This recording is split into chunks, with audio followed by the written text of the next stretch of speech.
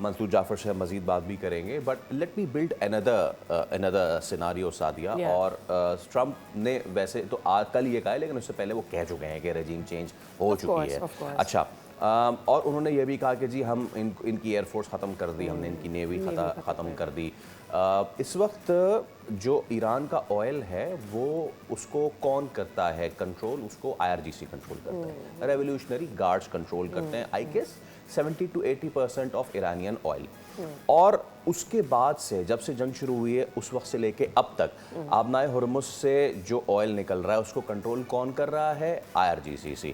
और अगर तो ट्रंप साहब सब कुछ ही तबाह कर रहे हैं, तो ये जो एक नई चीज़ आई है जिसमें युआन में बिलियंस ऑफ डॉलर्स की पेमेंट हो रही है, इससे आप किसी को कमज़ोर कर रहे हैं या मजबूत कर रहे हैं? मंसूर जाफ़र हमारे साथ मौजूद हैं। मंसूर साहब अस्सलाम वालेकुम, और बहुत शुक्रिया आपके वक्त के लिए। I hope you can hear me now.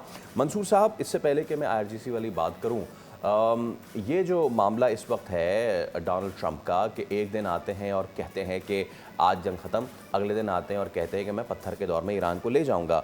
Iran इन सब चीज़ों को कैसे देखता है? ईरान का एक सॉलिड मौक़िफ़ है और वो ये कि अगर है हिम्मत तो आएँ और खार पे उतर के दिखाएँ, ईरान का कुछ करके दिखाएँ। So what's your take on that?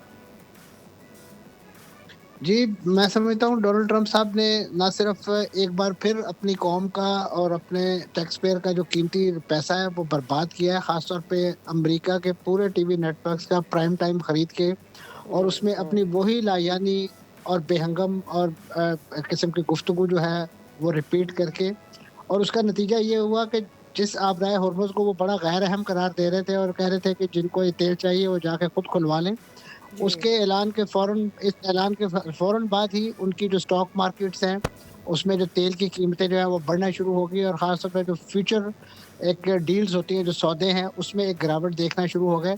तो ये अमेरिकी अवाम पे उन्होंने एहसान किया है इस खिताब के नतीजे में। बाकी जिन फतूहात का उन्होंने ज़िक्र किया, ज़मीन पर तो वो एक चीज़ भी अपने अवाम को टेंजिबल फ़ॉर्म में नहीं दिखा सकते। अगर तबाही और बर्बादी, और ख़ास तौर पे जो अमेरिका का तुर्रा इम्तियाज़ रहा है वियतनाम से लेके इराक, उसके बाद अफ़गानिस्तान, उसके बाद शाम, ये तमाम जगहों पे, लीबिया, जब जिन जगहों पे भी अमेरिका ने अटैक किए हैं, मामलात किए हैं, तो ये तबाही और बर्बादी जो है उन मुल्कों को सफ़ाए हस्ती से नहीं मिटा सकी। और ख़ास तौर पे जिस ईरान के साथ उनका पाला पड़ा है, ईरान एक एम्पायर था और उसकी एक तारीख़ है और उसकी एक सिविलाइज़ेशन है जिसको अमेरिका जैसा मुल्क जो है वो जो जिसकी 200 साल भी उम्र नहीं है, और ये पत्थर के ज़माने के लोग हैं, हमें पत्थर के दौर में ले जाएँगे।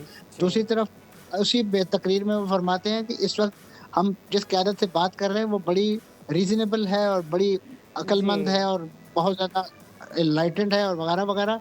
तो उनकी किस बात पे अमेरिकी अवाम या दुनिया यकीन करे? आया वो पत्थर के दौर वाला स्टेटमेंट या कि अब रोशन ख़याली वाला अच्छा स्टेटमेंट? मंसूर साहब, मुझे ये बताइएगा कि जिस तरह से आप बात कर रहे हैं कि कल जब उन्होंने बयान दिया था तो पेट्रोल प्राइसेस, ये सारी चीज़ें एक तो हाइक आ रही है उसमें भी।